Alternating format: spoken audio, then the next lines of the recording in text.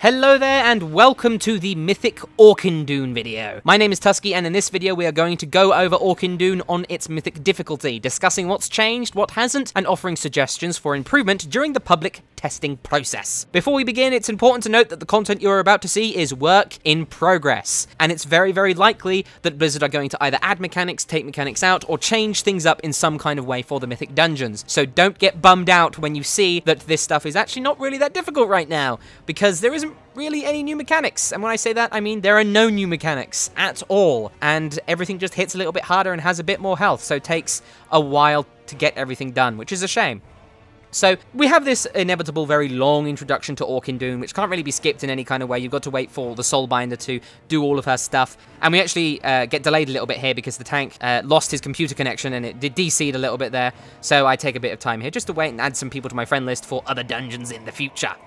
So once he arrives, we get onto the trash. Now, this stuff hits fairly hard. I'd like to see it hit a bit harder because it doesn't really do too much at the moment. And a lot of the spells you can just kind of ignore, except for the mind control. Now, this mind control actually isn't really dangerous in the slightest. It might have a lot to do with who gets mind controlled, but our rogue got mind controlled and I didn't really feel it. He just kind of stood there. Maybe that's a bug. Maybe it'd be cool to see the mind controlled player deal more damage. That would be kind of cool. Make them immune to stuns and stuff like that so that they became really quite dangerous. You'd have to focus them down and heal through their damage really fast. So that might be kind of cool.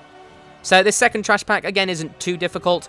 There isn't really any unique mechanics here. You have the Spirit Tender who kind of swaps his health with people, but that just kind of means you AoE everything down. It's not too much of a big deal. And everything else doesn't hit that hard, and this kind of felt a bit easy. So I'd like to see maybe the damage go up, maybe see a little bit more raid damage go out, because the tank takes a fair amount of damage from the hoplite and this kind of conal ability, and we do have a couple of bursts of damage here, but I keep getting these weapons thrown at me, and I take about 9,000 damage every second or so. That's not really that much of a big deal. Maybe make that double in strength, and that would be something to think about. So that would be kind of cool to see, but for right now, this trash pack is very easy.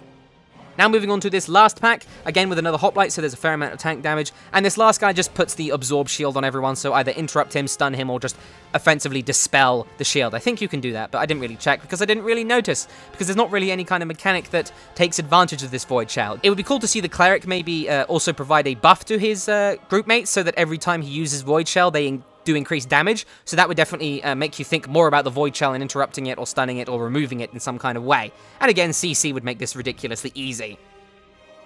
So once that's done with, the crystal falls down and the first boss, Vigilant Cathar, comes out. Now this fight is, as with all Mythic dungeons, entirely unchanged from its heroic version, except everything hits harder. And I just want to pause for a moment and say that mechanic he has where he puts down that line of kind of lightning on the ground looks gorgeous. And it actually doesn't deal too much damage. I think I'd jump into it to see how much damage it deals. It's not too bad, but again, it's just stuff on the floor you don't want to stand in. He also has these kind of glowing orbs you'll see in the just to the left there that you just don't want to stand near, otherwise they kind of explode and deal damage to you. But when it comes to new mechanics in this fight, you'll see right now he hurls his holy shield at me. The whole idea is, and actually our enhancement shaman died there because she stood in the bad, so that's pretty good to know that it deals a lot of damage. So right now you'll see he's about to cast his consecrated light. So the general kind of rotation for this is that he puts down his holy shield near someone, casts consecrated light, and then just gets the shield back. So you have to line of sight him for that kind of moment. What would be cool, though, is if once per fight, maybe like at like 50% or something, or just at one point during the fight, he throws his holy shield down and then picks it up, and then casts Consecrated Light. So you'd have to group up and use massive cooldowns to survive it. And as you can see, this fight isn't too long as it is, so just using all your cooldowns and blowing him up is a pretty viable tactic, so maybe increasing his health a little bit, and making him not throw down his Holy Shield once per fight, or at least picking it back up, and then casting the Consecrated Light, might be really cool, because you take loads and loads of damage, you need to use all your cooldowns, and then survive together. I think that would be a really cool twist on the current mechanics. So moving on, we have a corridor full of these Sargerai kind of defenders and arbiters and other things. Now, this isn't too nasty. You see the rogue here actually gets hit fairly hard, although I will have to continuously say that this arbiter, when she does this kind of leap and then the little orbs come out, it doesn't really feel like anything's happening when you stand in it. I mean, it hurts, but it's not like super dangerous. You see it's coming in here, and then it comes in, and I don't really feel it in the group. Maybe we all just avoid it really well, but I'd like to see it do a bit more damage. Although I will note that there are times where she kind of jumps into a corner and they all kind of conglomerate in one spot, so that might get really dangerous and very frustrating if she goes into an awkward location and someone suddenly randomly dies.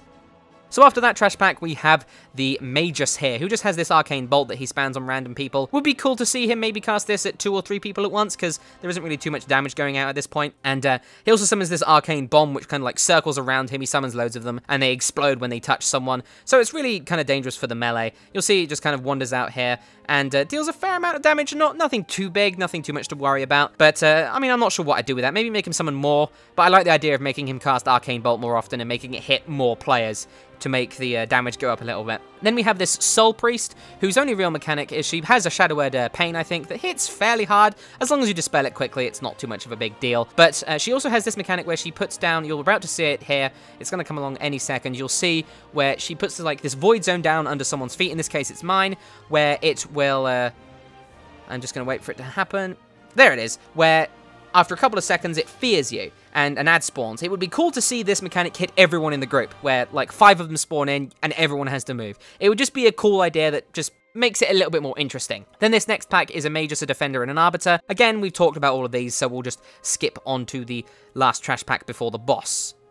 Now here we have an interesting group which has 2 Defenders and a Warden. Now this Warden places down some kind of object in the world that deals damage around it. You can see it there.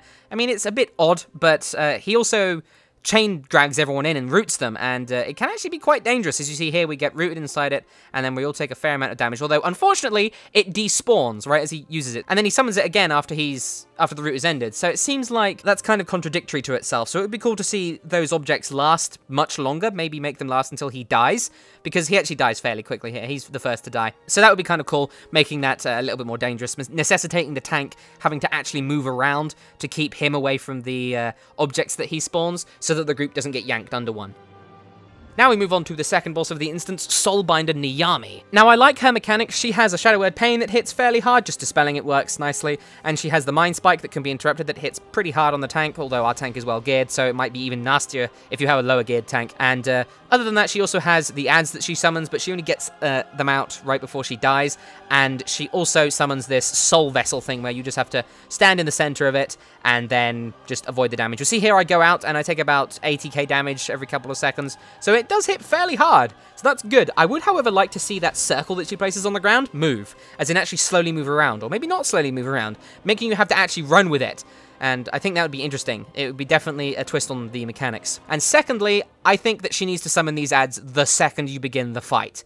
Or maybe have some kind of new mechanic. Now, I got into a bit of detail with this when I wrote it down, but the whole idea is that she would summon crystals, right? Or maybe the crystals are there at the start of the fight, and they are the ones that summon the ads. And you can do something to them, like maybe DPS them or stand in a beam between the boss and them that makes them summon the ads slower. So if they all summon ads at the same time, it would be really dangerous. But if they summon ads kind of slowly, one at a time, because of an interference that you did, it would be much more manageable. But yeah, the ads aren't really a danger at all if you've got any kind of decent DPS. And we had okay DPS, it wasn't amazing, but it was alright. So I think that making those ads a much bigger part of the fight would definitely be good.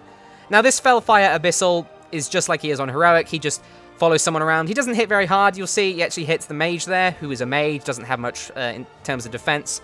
Not particularly hard. And I would think it would be much cooler if he practically one-shot whoever he reached. So that would be cool. But other than that, not really too much of a danger from this Abyssal. Just kiting him and rooting him and slowing him works just fine. Now we have these little dudes, the Cackling Pyromaniacs, who cast this Fel Blast. I'd like to see the Fel Blast have a much shorter cast time. It does seem a tiny bit shorter, or that might just be me, but I grounding totemed one of them there, but I think at one point he actually gets one of them off, and it does one-shot someone, which is fantastic. I think that's a fantastic mechanic. So that's just great. I love that. I love the fact that it can one-shot you. You have to really think about your interrupts and your stuns and all that stuff, stopping them from casting. And it makes Grounding Totem quite nice as well, because if they all cast at the same time, and your Grounding Totem, it absorbs all of them, which is fantastic. This Fel Guard here doesn't do anything particularly nasty, which isn't that much of a surprise, because you have to fight him alongside some of the Pyromaniacs in the future. So he's okay. I'd like to see him do his Shockwave a bit more often, but other than that, fine. Then you have these 4 Cackling Pyromaniacs, who, if you just kind of AoE stun them and AoE them down, they aren't too much of a big deal. My Grounding Totem, I think, saved someone's life here, and then I put down the Spirit Link just to be absolutely sure. So that's all fine, that's all hunky-dory. Then moving on, we have the Fel Guards and the Pyromaniacs, and I believe here, yep, there it is, the tank actually pulls 2 groups at once, and I think because of that, someone gets hit by a Fel Blast and they die, which is quite cool. I'd like to see maybe a new kind of mob. Oh, here is actually all 3 groups, so that's a little bit hectic, but we actually survive it, so it's not too difficult. I'd like to see maybe some kind of new mob here. That would be kind of cool. And I'd also like to see that pool in the middle actually deal damage to you, because it doesn't actually do anything right now. But yeah, this pack, not too difficult, just making sure you control everything. And you see someone got chunked quite hard there, probably got hit by a Fel Blast. But other than that, not too much of a big deal. Especially, as you see there, he got hit by a Shockwave, which actually killed him. It might have been that and a Fel Blast. But yeah, pretty dangerous. He said he was lagging a lot here, and the tank actually gets hit by a couple of Shockwaves here, so she takes a lot of damage. But I'm just about able to keep her alive, and we continue onwards. Now on to Azakel, the 3rd boss of the instance. Now, he hits fairly hard. His Fel Lash, unfortunately, I didn't really feel it. The whole idea, I think, behind that is the tank really has to kite him during that time. Or just pop a cooldown, but I didn't really feel it at all. Maybe increasing the damage that they take while they're under the effects of the Fel Lash by an additional amount might be quite cool. Because you see, he gets knocked back here, and he has the Fel Lash on him, and he just walks right back up. And then he gets hit, and it doesn't really feel like anything's happening. The Curtain of Flame, however, ticks fairly hard. I'd like to see it tick more often, which would be cool. It would definitely be cool to see it kind of tick, tick, tick, tick, tick, lots of damage. But here we have the second phase of the fight, where the ads spawn in, and it's just the same ads as you fought earlier, not too much of a big deal, and you have a few of the smaller imps that disorient you if you run into them. But what I'd like to see here is maybe a little bit of a new mechanic during this Claws of Argus phase. I'd like to maybe see the pool in the center, the kind of portal, spawn a bunch of fire, like spew fire out. Now, it does this when it spawns the ads, but that fire immediately goes away, and it doesn't happen unless any more ads spawn. So I'd like to see it, like, constantly do that, so you'd have to be moving around a lot while also dealing with these ads, which would make the phase very intense. I mean, it's very intense already if you're not very well geared, but that's only just due to pure numbers. It would be cool to see some actual intensity in terms of mechanics coming into play here. Now, in terms of other ideas for this guy, you could maybe have him put Curtain of Flame on everyone in the group, maybe only ranged guys, or maybe the tank as well, just to make things a bit more interesting. You could probably put it on everyone and get away with it. But other than that, I'd like to also see ads appear during Phase 1, maybe slowly, not as fast as in Phase 2, but just like having a Fel Guard or an Imp come out like every 30 seconds or so might be kind of cool. So that's Azakel. Now, this first mini-boss isn't too bad. Just like in Heroic, they have an obscene amount of health. I'd like to see Durag the Dominator actually start with 2 pets, because she does actually summon a second pet once she gets low. But I'd like to see her just start with both. That might be quite cool. Just increase the difficulty of the fight just a little bit. Because really, there isn't much going on in this fight. She's supposed to be like a Demonology Warlock, so it would be cool to see her actually summon more demons. Like, maybe loads and loads of imps would be cool. And you see this Chaos Wave comes in, takes off about half the health of the mage. But other than that, there's nothing else to really pressure people, so it doesn't really make it very dangerous. Moving on to Golkosh and his Wrathguard Shadoom, I believe his name is. Now, this is nasty because the Wrathguard's abilities are very, very dangerous. That Wrath Cleave hits very hard, and he also has a frontal Shockwave. Sorry, the Wrath Cleave is the frontal Shockwave, and then he has this Blade Storm. I'd like to see the Wrath Cleave do a bit more damage because the Rogue actually got hit by that and wasn't really in too much danger. I'd like to see positioning be punished a little bit more there. And Shadoom also does this Wrath Storm, which is very dangerous. I'm glad at how dangerous this is. It's like 75k every second. It's very nasty, and then he follows it up with a Wrath Cleave, so he can be quite dangerous if you're not careful. So I'm pretty happy with this. I'd like to see Golkosh do a little bit more. He just kind of sits there and occasionally drains life. Just interrupting him every now and then is fine. And finally, we have Gromtar the Destructor. Now, first of all, I'd like to see him not sacrifice his pet, maybe have the Void Walker stun people every now and then. And other than that, this guy only really has one mechanic that's very dangerous, and that is his Rain of Fire. And that hits remarkably hard. You'll see it coming in right here, and then people just start chunking really fast. And the Rogue gets hit once, twice, and then I'm just about able to keep him alive with a lucky Rune of Power from my garrison there. I'm not entirely sure if they're supposed to activate in these dungeons. It does seem a little bit ridiculous. So I think that's a bug, but I was quite lucky to get it there and I was able to keep him alive. So I'd like to see more Rain of Fire, definitely.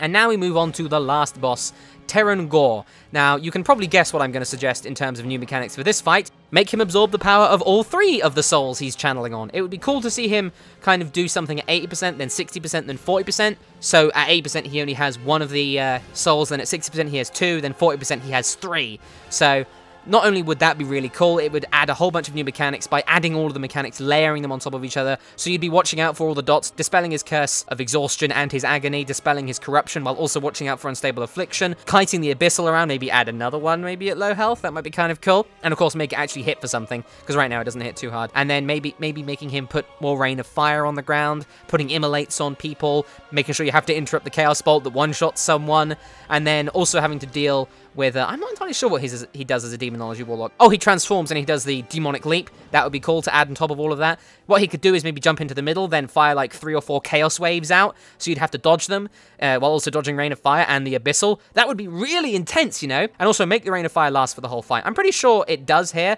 but just in case it isn't, I'd like to point that out. So you could have the Rain of Fire lasting for the whole fight. You could have him doing the leap into the middle, casting the Chaos Waves, and then a Chaos Bolt. You'd have to interrupt the Chaos Bolt. All of that stuff would be really, really cool and very intense. And I mean, he's Terran Gore.